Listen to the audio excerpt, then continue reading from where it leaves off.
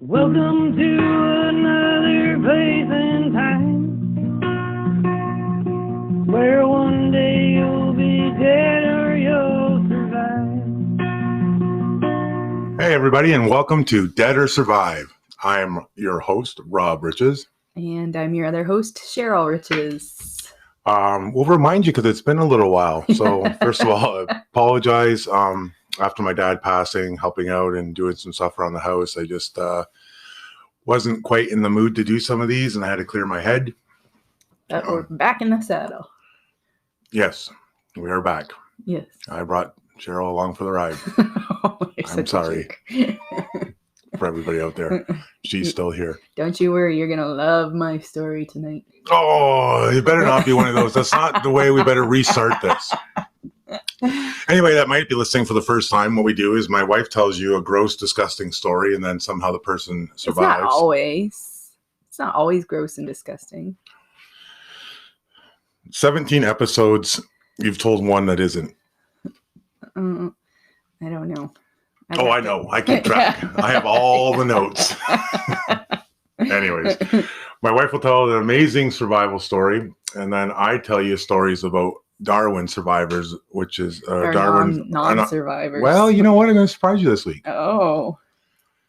However, I tell you stories about Darwin people, which is, funny little stories on how people pass away or do stuff stupid to themselves. So anyways, that's what the episode, or that's what the podcast is all about. We've got some exciting stuff happening in the background. Yes, we do. So thank you to Heidi Hopper. At Country. Yep. Country Sports. Yeah, Country Sports. Great. That just went over so well for her. Country Sports in Tillsonburg, Ontario. You know what happened is I was going to say Country Sports, and then I thought, no, I'm wrong. And I stopped myself, and I should have just put it out there. What were you going to say? I don't know. See, at first I thought Oxford Sports. I don't know why I had that in my head. But it's Country Sports. Yes. It's Heidi Hopper. She's done some really great stuff for us, and we've got some merch coming out. So we're just refining some stuff and taking care of some stuff, but in the very, very near future. And we will have it all up on Instagram, but we will have hats and toques and Yeti mugs and coffee mugs and pretty exciting. Shirts and T-shirts and all that stuff starting to come. So we'll get all that when everything, get a couple of everything all sorted out and done. We'll get the pictures up on Instagram, but please get ready to have a look at that and see if you want anything. You can catch us at our email, which is deadersurvivepodcast@gmail.com. Or if you know us personally, you can reach out that way and we can take care of you that way as well. Yeah.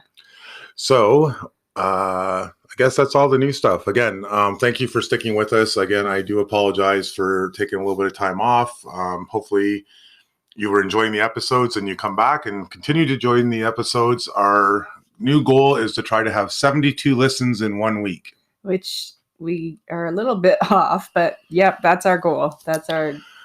Yeah, so right now we get on average around 27 to 30 listens within the first week, and then that grows. Really helps the podcast stuff out if we can get up to 72. It helps too if you like, comment, subscribe, rate, review, whatever all of that stuff is. You need the rating and reviewing, I guess, is the big ones that people need to hit on if they can. So if any of you can do that for us, we would appreciate it. If you don't know how to do it, bring me your cell phone. I'll do it for you. Yeah. Anyways, you got a drink?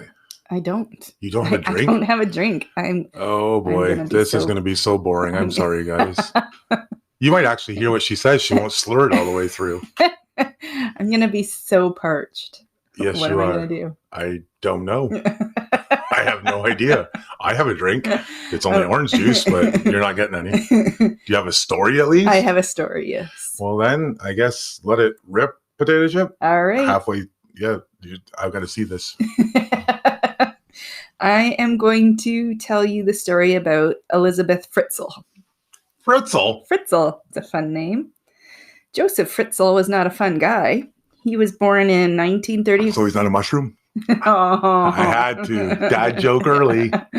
He was born in 1935 in Amstetten, Austria.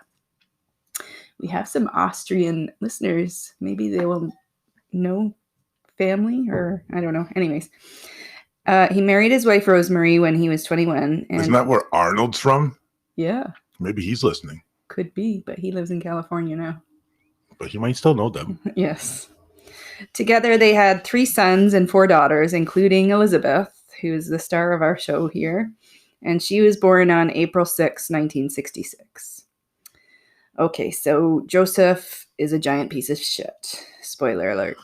Wow, language already. Yeah. When Elisabeth was 11 years old, he started sexually abusing her. And Elisabeth finished her mandatory schooling at 15 years old. She started a course to become a waitress. A course for a waitress? Yeah, I don't know. Their schooling must be different. Because she was Do you done, think? like she graduated school at 15. So I think things must be set up differently there. Anyways.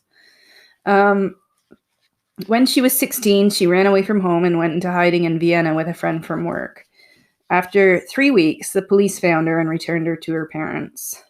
The police took her home? Yeah, she probably didn't say what was going on at home, right? She finished her waitressing course and started a job in a nearby town called Linz. On August 28th, 1984, so Elisabeth is 18 now, Joseph asked if Elisabeth can help install a door in the basement. So he's got a permit to renovate the basement. Bomb shelters were big things in that era, so it was a pretty normal thing to expand your basement. And he's gone really deep. He's dug out tons and tons of dirt. He's had people down there doing wiring and all kinds of stuff. So the last thing that he needs to do is put this door on. So yes, that'd be in the early 80s, wasn't it? Yeah, it was 1984. 1984, and I guess Cold War was going on then. Yeah, that's what it was, the Cold War. So Elisabeth helps to carry this door downstairs, and it was a big metal door, and holds it in place while Joseph attached it to the frame.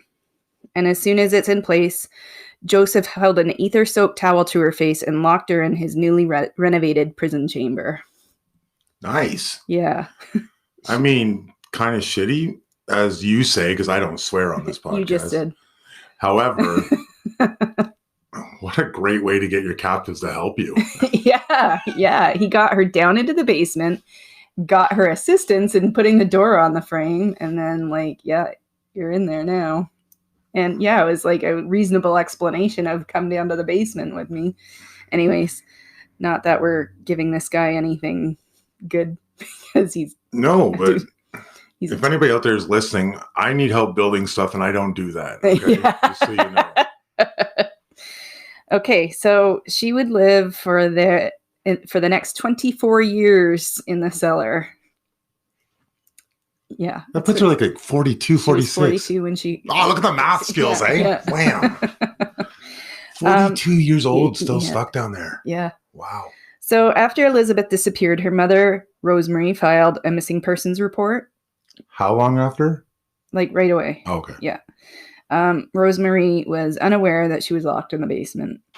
About a month later, Joseph handed a letter over to the police from Elisabeth saying that she was tired of living with her family and she was staying with a friend. She warned her parents not to come looking for her or she would leave the country. This would be the first of several letters that Joseph forced Elisabeth to write. And Joseph would drive for miles and miles to put them in the mail somewhere else so that the postage stamp wouldn't say that it's coming from his postal code or whatever. If they have postal codes, however it works over there, I'm not sure. I'm sure they do. Well, I don't know, zip code, postal code, whatever it is. Stamp, something. There has to be some way to getting it from somewhere to somewhere. Yes. Joseph told the police that he believed Elisabeth had joined a religious cult. Religious cults were big in the 80s, right? And he said that... Why you asked me like I was 10. I don't know. Sure. No, I'm telling you. I'm not asking you. Yeah. You asked me like I'm old. You are. I'm not. I'm younger than you. He said to the police that she had talked about joining a cult in the past. So they just took him at his word and eventually stopped looking for her. Joseph had been planning this for years. He got the permit, like I said, to expand the basement, and in total there was 8 locked doors from getting to the bottom of the stairs to getting to Elisabeth. He had to go through 8 locked doors to get to her. And nobody questioned that. Like, you're going into a bomb shelter. Oh, there's a bomb coming. Let's unlock 8 doors to run into it. Yeah. Well, his wife, at the very least, I don't know that. Yeah, I don't know. His wife comes out innocent at the end of this, and I just don't know if I believe it. I'm very skeptical. I'm just, like I said, these are questions that pop in my head right away. I mean, even contractors that would be helping him build this. Why are we putting in 8 doors? That's true. Yeah, because he did have contractors down there. So I don't know. No, it's way safer if you have 8 doors. Yeah. I know the bomb's coming from the sky and it's going to come down on top of you, but the 8 doors will hold it up. And the locks are on the outside to keep people from getting in instead of on the inside. Yeah. Makes total. Why would I question that? Yeah. Yeah. Anyways, for the first couple of days, he kept her hands tied behind her back with a metal chain. And then for the next 6 to 9 months, he attached a chain around her waist, which was attached to the bed. And he kept her locked up like that until he decided that it was hindering his sexual activity. So he removed it. Oh, well, poor him. Right. I feel so sad. Yeah.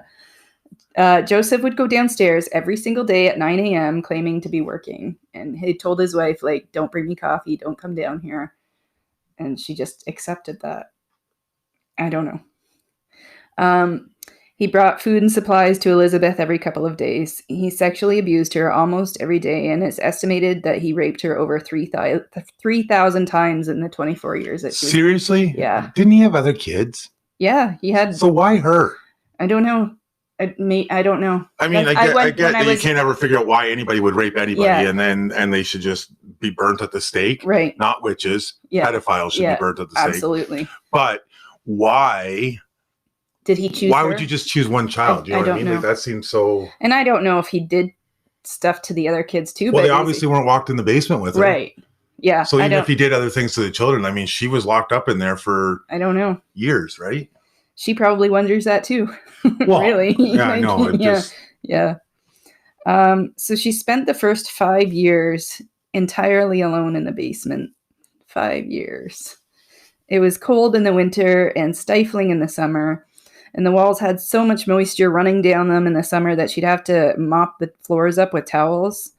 There were bugs and rats, and at times Elisabeth would actually have to catch the rats with her hands because they were just like there trying to get her shit. So she'd be like, yoink, and grab a rat. And do what with it? I don't know. It didn't say. I assume kill it. Nom, nom, nom. Protein. Tastes like chicken. In November of 1986, Elisabeth got pregnant. She lost the baby in the 10th week of her pregnancy. But then she would get pregnant another 6 times. The second time she got pregnant, Joseph brought her disinfected, a dirty pair of scissors, and a book on childbirth and said, have at her. So she just had to do it herself. Oh, Jesus. Yeah. I told you not to tell stories like this. On August 30th, 1998, Elisabeth gave birth to a girl and named her Kirsten. Kirsten would remain in the cellar with her the entire time that Elisabeth was locked up and didn't see daylight until she was 19 years old. Jesus. Yeah. She had a boy named Stefan in 1990 who would also remain in the cellar the entire time. She had another girl named Lisa in 1993. When Lisa was 10 months old, Joseph claims to find her in a cardboard box at the front doorstep with a note from Elisabeth asking her parents to take care of her daughter.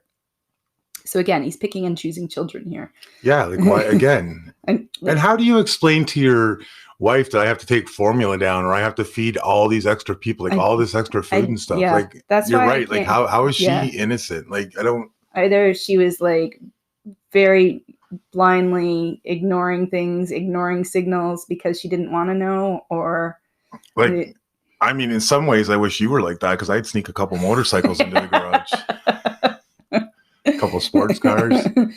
Yeah. Well, that and the money too, right? Like he's got to be spending all kinds of money on all of this stuff. And even bare minimum, he's got to be paying extra for food and a little extra for clothes. Right. Yeah. I don't know.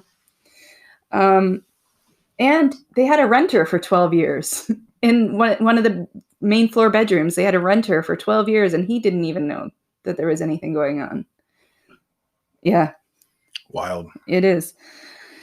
In 1993, Elisabeth was begging to be allowed to make the prison bigger. It was just too small with the 3 of them living down there. So Joseph finally agreed, and Elisabeth and their 2 children spent years digging out soil with their bare hands and eventually enlarged it from 380 to 590 square feet. And during this time, Joseph put a pool in the backyard to explain where all the dirt was coming from, because they just had all this wheelbarrows and wheelbarrows of dirt coming up outside.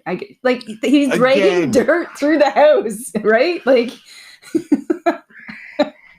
yeah. If I dig the pool from the basement, it'll work better, honey. Yeah. So that's why the dirt's coming out of there. In February 1994, she gave birth to her 4th child, Monica. When Monica was 12 years old, she's found in a pushchair. I'm not sure what a pushchair was. I meant to Google it and I didn't. I don't know if it's just like a stroller. I don't know. I'm going to assume it's a stroller.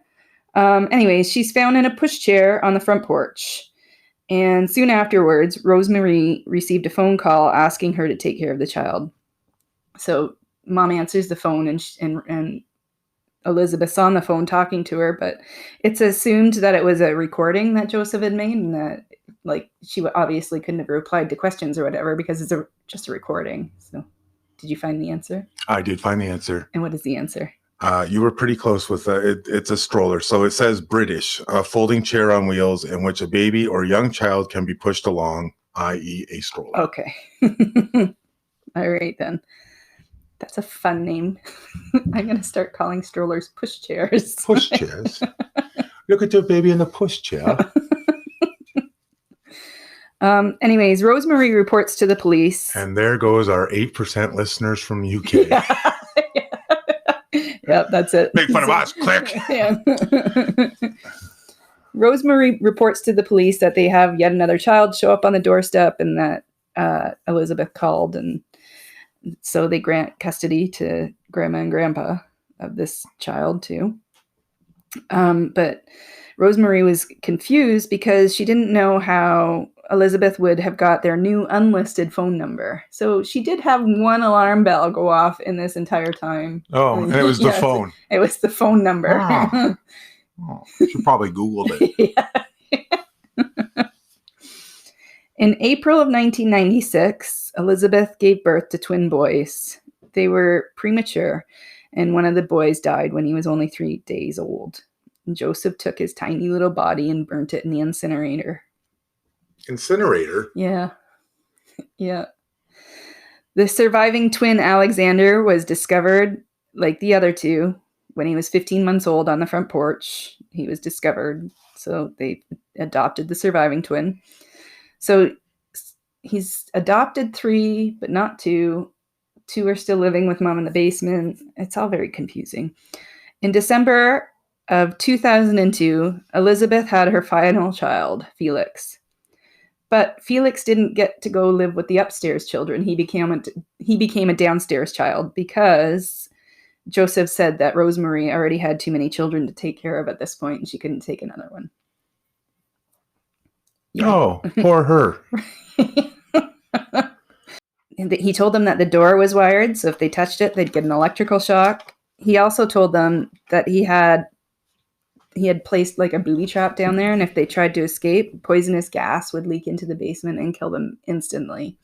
That was debunked later by the police. There was nothing there. He was just brainwashing. Yeah. Yep. He would occasionally turn all the power off in the basement and leave them in complete darkness for days. Because why not? And these are like not, oh my God, children. Yeah. I mean, obviously his daughter and all that stuff too, but like these babies and shit, for God's sakes. Okay, so let's get to the escape. Kirsten, the oldest child, was 19, and she started to have kidney failure. Joseph was kind enough to take her to the hospital, which surprised the police, actually, because he'd never done a kind thing until this. And then suddenly he was like, yeah, she needs to be looked at by a doctor, and brought her to the hospital. The doctors who were attending her became very suspicious of Joseph's story and alerted the police. And she was like not well cared for. She couldn't be, right? She had bad teeth. She had like very, very pale skin. She'd never seen sunshine. So yeah. And I'm sure like all of that vitamin deficiency or whatever didn't help. So anyways, they alerted the police. So there was an appeal in the media, which was broadcasted, asking for Kirsten's mother to come forward. They said that they needed information to save her life. Joseph had allowed them to have a TV in the prison, which surprised me a little bit too. So they saw the appeal on the TV and they begged for Joseph to let them go. Joseph was getting old at this point. I think he was like 72 and finding it difficult to maintain both of his families. So he came up with a plan to let them go without too many questions being asked. On April 26, 2008, he let them out of their prison.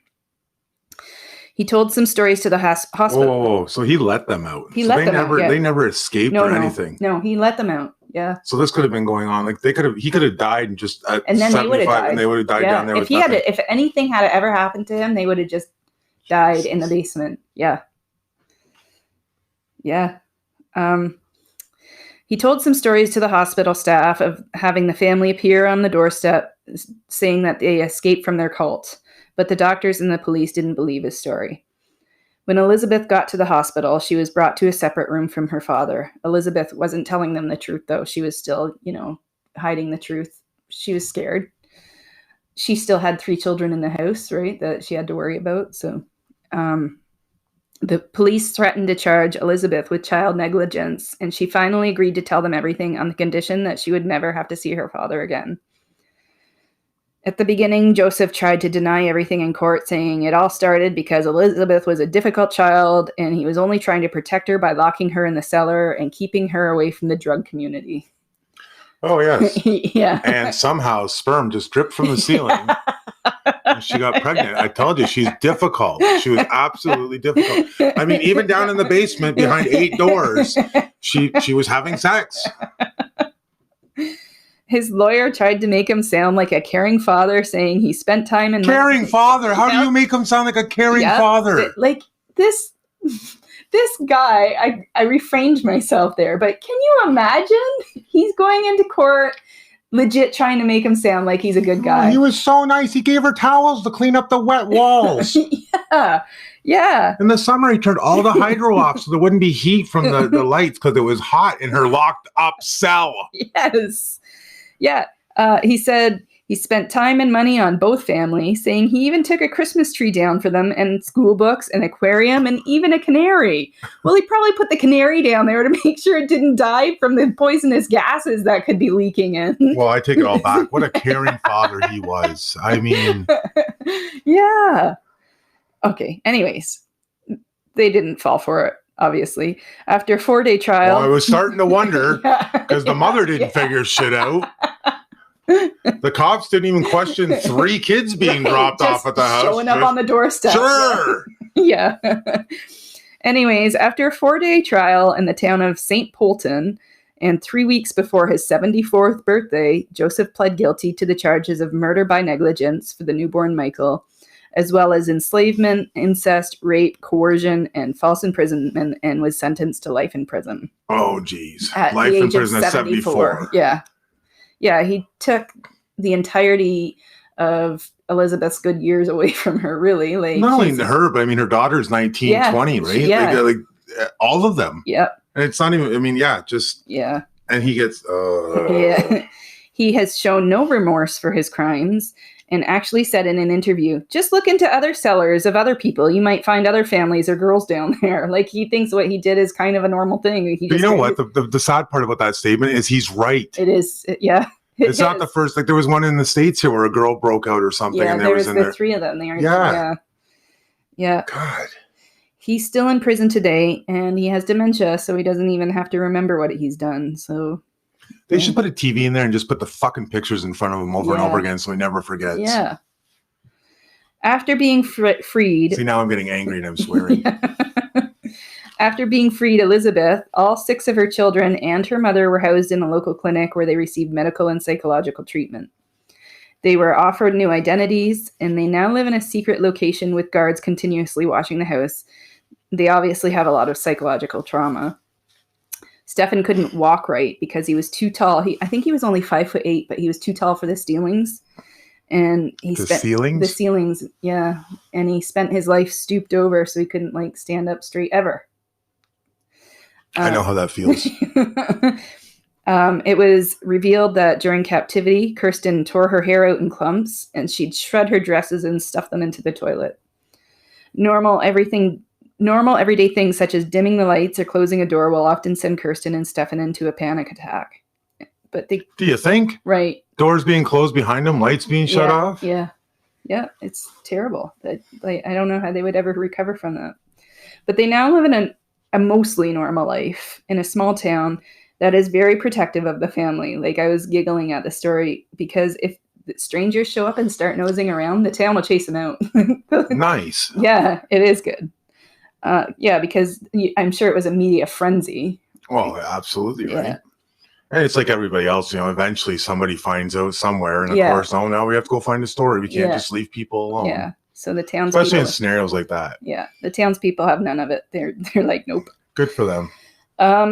Elizabeth had a hard time with her mother, saying that there was no way that she couldn't have been aware of what was going on, but they've since made up and they visit each other and they seem to have a mother-daughter relationship. I don't know.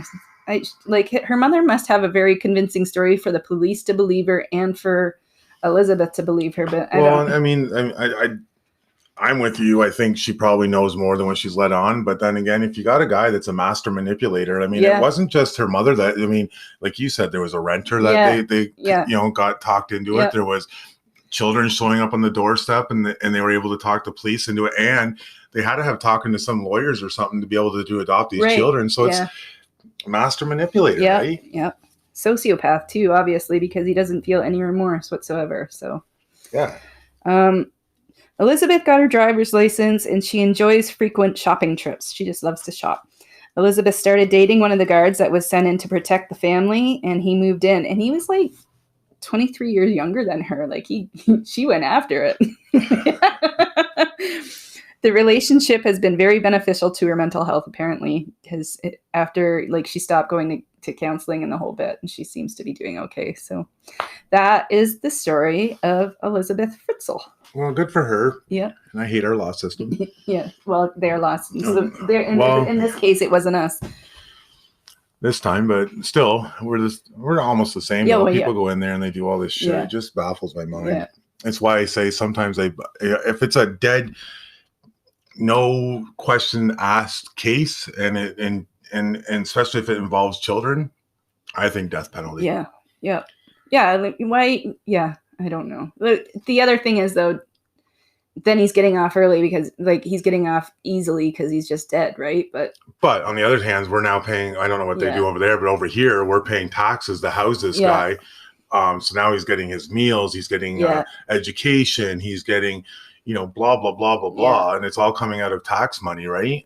Now, and I was reading his health is failing right now. He's still alive and his health is failing, and they're trying to get him into a mental institution instead of being in the jail because of his failing health. So I don't. And they're probably paying for all the healthcare issues to take care of them and all that stuff, right? Yeah. When it's a dead-on case, and especially if it deals with children, if there is no questions in it, you know what I mean? If there's some kind of questions or some kind of, maybe you throw them in the jail, but if it's dead-on DNA, 100%, the guy stands up, says, I did it, everything lines up, give him a needle, get it done with. Yeah, it's true. That's just my opinion, though. So anyways, I guess it's my turn. It's your turn. It's been so long. So long. Johnny has been taking a break. Johnny has taken a break, but now he's back in the saddle, as you said. And he has not taken a break from stupid activities. Well, there you go. Our hero, Johnny. Now, as some of you may or may not know, this weekend was the opening weekend for The Batman. Oh, I didn't know that. That's so strange. There's something wrong with you. I knew that because you are absolutely obsessed with Batman. I thought I would start off with a superhero theme. Okay. If you don't know, for people out there that don't know, I guess my loving wife just gave it away. Yeah. I'm into comic books, and my favorite is Batman. And I have, I don't know, a couple items of Batman in the house. A couple. Yeah, just a couple. One or two items. 1 or 2,000? 1 or 2 items. There's always room for more. Always. So now some people take their superhero worship to the next level. Okay, now I collect items, but I don't have a Batman suit that I ride around with. No, but you have a Batman symbol engraved in your wedding band. I do have that. That's a thing. Yes. But I'm not jumping off of rooftops and beating people up. No. So, when they go out and they buy their cars, have I bought a Batmobile yet? No. Have I driven around? Have you wanted to buy a Batmobile? That's not the point. The point is, do I have it? No, you do not. That's right. And then some of them even try to recreate their superhero stuff. Like, did you know there is a full Iron Man suit that a guy's got that he can get to hover and do everything? I think you showed me that on like a video. Yeah, you can't shoot the lasers yet, but the computer stuff all comes up and you can actually hover. It's amazing. Not Batman, but still pretty cool. So, those things are kind of cool. I mean, you can make them hover, and you can do all this stuff, right? But now there's people that enjoy comic books about aliens and stuff, such as Superman, because Superman is actually an alien. People forget that, but he's an alien. Yep. And, he can fly and he can stop bullets and he can do all that. So it's really hard to create or do any of that stuff, right? Yeah. And a lot of people back in the day, if they started doing stuff like this, then, they'd be called nerds and everything like that, right? So people weren't trying to be as extravagant with it as they are now today, right? Because now it's cool if you like superheroes. Back when I was collecting comic books and wearing, doing stuff like that, it would be like, oh, you're a nerd. So it's kind of good that, people have come around and we don't name call people too much anymore, or stuff like that. However, so again, as we'd already talked about, some of the most popular superheroes out there is Batman and Superman. If you look at them, they're almost in every culture. Everybody can name them. Everybody can do anything like that, right? So, again, like I said, with Superman having alien powers, very hard to recreate that, right? Like you can't shoot laser beams out your eyes and all that stuff. Now, what some people do is they will jump out of an airplane with a parachute, but they'll pretend, they can do the Superman fist out, jump out, but then they pull their parachutes out, so it's kind of there, but it feels like you're flying for a moment or two. Yeah, and then you got a parachute. You would have to if you were an experienced, like you obviously have to jump tandem, right? The first couple of times, but the first time free falling on your own, you'd have to do a Superman pose for a minute. I feel like you just have to. Well, even when you're ziplining, people want to do the Superman thing coming across, right? Well, some soldiers in the Navy took the flying to the next level. Okay. So this is where our hero of Johnny starts to enter. So on a large, Johnny was on a large helicopter with a rear cargo exit. What Johnny would do next is make a questionable harness using a safety strap. So what he did was like the cargo straps or the tie-down straps or ratchet straps that we have, he made some kind of harness out of that. Out of ratchet straps? Yeah.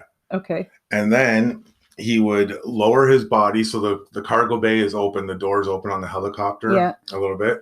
He crawled up to the top and then outstretched his hands and his feet and everything like that and dragged himself behind the helicopter. Oh my God. Holding onto the cargo strap. Okay, but how cool is that? Pretending to be Superman, right? And then once this is done, the what you're supposed to do is then pull yourself back in and up over top and stuff, right? So Johnny was doing that. So the MH-F3 is the largest helicopter in the U.S. and has a cruising speed of 138 miles per hour. Wow. So that's a cruising speed. So it up in the air, cruising 138. He's being dragged behind this helicopter, right? They also normally carry Was he successful at one point? I know he's obviously dies at some point, but did he do it successfully? No. Oh. I thought, okay. No, he did not. Okay. The normal, the helicopter also normally carried about 52 troops and 36,000 pounds of cargo. Oh, wow. That's a big helicopter. So the crew and the cargo would prevent the pilots from seeing him and stuff like that, because the pilots would like, what the hell are you doing, right? Yeah. Actually, the story said the pilots might have laughed, but then told them get the hell back in. Yeah. But so anyways, and it was also normal for the cargo doors to be left open. So there was no warning signs to the pilots that anything was going on and stuff like that. And the other troops that were on there were encouraging it and taking pictures and all this stuff, right? Not one of them. Not one of the 52 people. No. Nope. So Johnny was out playing Superman and his fellow troops were taking all the pictures, and then Johnny's iron grip slipped. Yeah. So it slipped. The strap came up underneath his shoulder, so it was kind of holding him, but then the drag force just ripped him out. Oh my God. So he would fall 125 feet, I believe it was. No, it's got to be more than that. I don't know, 125 something it said.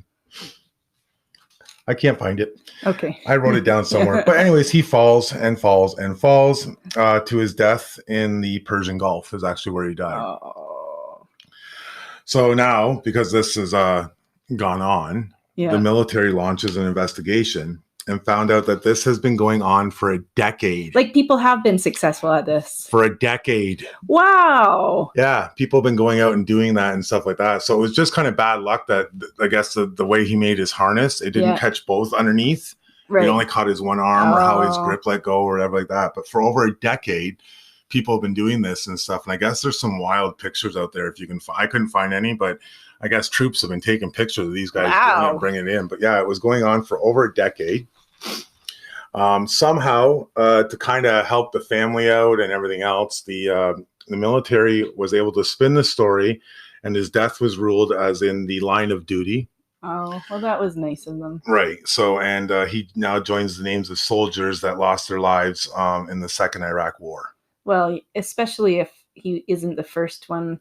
Like, this has been going on and nobody caught it, right? Yeah, it's just nice. I don't know a lot about the military. I mean, I have an uncle that was in it and stuff like that, but I'm assuming with insurances and stuff like that, like if it was like, oh, he played Superman and fell out, they probably wouldn't take care of his family or anything. I don't even know if he had a family. Actually, I didn't look into it, but you know what I mean? Like there's probably something there, and at least, you know, like, oh yeah, my husband died in the line of duty, and I have to go my husband or my son or my daughter or whatever, you know, died playing Superman. Yeah. It's a little, two totally different things. Yeah. So that's kind of good. But again, don't play Superman out of a helicopter unless you have a really good harness. My little brother played Superman when he was like 3, and he jumped down the cellar stairs thinking he could fly. And then he knocked his tooth out and swallowed it. Oh, well, we played a couple times where we jumped off roofs into pools and stuff like that, right? But, I mean, I'm not doing it from a helicopter with a strap while it's flying. Not without a proper harness at least. Or a parachute. Yeah. I forgot I got nervous when we did the whole zip lining, and the guy goes, "Oh, you big guy, you are this extra one." What the hell you mean? Why? What's going to happen? What was even funnier was the guy behind it, you going, "Well, I want an extra one. Why does he get an extra one?" That's because I was their grande amigo. Yeah, I was their favorite. So, as you mentioned before at the beginning of this, interrupting my stories again, trying to talk about my specialty. That's what we do. You said that all people in Darwin's die. Yes. It's not true. Oh. So the definition of Darwin is someone who removes themselves from the gene pool. So that does not always mean that they die. It just means they can no longer produce or add life to the living pool or gene pool from doing something stupid. So that's how they say that the evolution of man is better, because they've removed themselves, which is where the Darwin Award gets from. Now, I don't talk about these very often because they are extremely rare when some of these accidents happen that people actually live. Right. But this one was phenomenal, and I had to share it because I wanted to come back with a bang. All right. I'm excited. I'm excited too. You won a Darwin Award. Yeah. Knowing that other people know that you like, because you're reading about him and he's still alive. He could actually, I mean, I don't know, we could hear this podcast and go, why do they still talk about me? So I'm not sure about you, my love, but as a boy growing up in the country, once in a while we would get into a little bit of trouble. I imagine. One of our favorite things to do in the woods, I think I told you about that before, was we would get Roman candles and we would shoot them at each other and have the war and stuff like that, which is kind of stupid. We're shooting fire. We're holding them in our hands, first of all. We're shooting them at each other and we're hitting people with them if they don't move. Yeah, so that's kind of crazy. Right. The other one that we would do is, do you remember black cats? Those little caps? No, there was a little fireworks. They looked like little sticks of dynamite. They're a little tight. You would light them and they go bang, or you could light the whole pack off at once. They go and you normally had to do it to scare people or scare animals or cats or birds or whatever around, stuff like that. So those were the two favorites that we used to have growing up. We used to play those all the time. I remember being out camping and somebody lighting off like 3 packs of those when we were going to bed, or they would throw them in the fire around the thing, bang, bang, bang, right? Just getting then hot coals fire out everywhere. So anyways, that's some of the stuff that we would do. And we would always get told, be careful, don't hold on to this. And now that I'm older, it's your job to tell me not to do stupid things with fireworks. And I still do stupid things with fireworks. Yeah. Only now I have people that help me. Yeah, you've got a great big, it's the same as when you were a kid. You got a great big bunch of people gathering around and doing stupid shit with fireworks. Or fires. Yeah. Enter Ed Beamer. Yeah. Ken Woodward. Dennis Schnarr. We have fun. So our Johnny must not have anybody in his life to say whoa or any kind of common sense. I think what he had was a bunch of friends that would cheer him on and laugh at him. So when Johnny decided to drop his pants and put the firecracker between his butt cheeks, they just started to laugh and cheered him on. Why though? I don't know. I do not know. And then something bad really happened. You think? Johnny tripped and fell and not forwards. Oh, no. Backwards. Oh, no. Guess where the firecracker went? Oh. Yep. It's a 1 in a million shot, Doc. And then it went off. No. Yep. So the doctors couldn't believe. They said it was like seeing a trauma from a grenade explosion or whatever, like his whole back end and into his genitals in the front, everything all exploded in there. They were able to save Johnny. Yeah. But he will never be able to add his jeans to the pool again. A lot of things don't work down there because of it. But he does have a rare living Darwin Award. He sure does. Cheers to you, Johnny. Oh, man. Jesus. No. I don't even want to go in and get freaking checked by a doctor for my prostate, let alone have a firecracker go up and explode. Oh, no. Jesus. What is wrong with people? I don't know. At the time, it seemed so funny, right? Like, I've seen videos of guys doing this. I'm like, that's hilarious. And then you read this story, I'm like, that's stupid. Why would they? Where are their wives? Because you're the ones that are supposed to talk us out of it. That's not right. Don't do it. Well. So normally this is the end of the story. Normally this is where we put our call to action, but we did a lot of that at the beginning, so I don't think we should bore them anymore with it. No, we do have the rate, review, subscribe.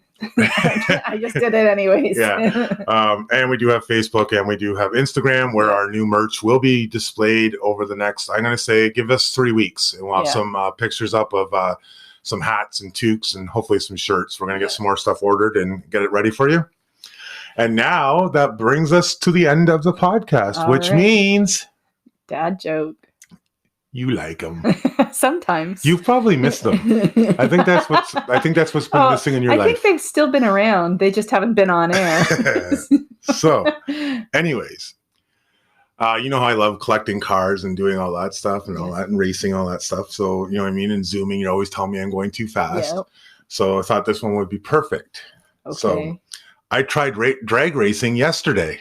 You did? Yeah. It was a bitch running in those heels. Yes, she's laughing. That's cute. Thank you. Ladies and gentlemen, that is our show. Again, thank you for sticking with us. Thank you for allowing us to take some time to help out my family. Hopefully you continue to listen. We will not have any more breaks now. It should be, well, I shouldn't say that. Hopefully we have no more funerals, and we should have more breaks, and we'll be back on weekly. So again, thank you for understanding and for continuing to listen, spreading it to all your friends, and thank you for all the condolences I received also over the last couple of weeks. It means a lot for everybody that's reached out. So thank you very much, and goodbye from your favorite. Bye from me, your favorite.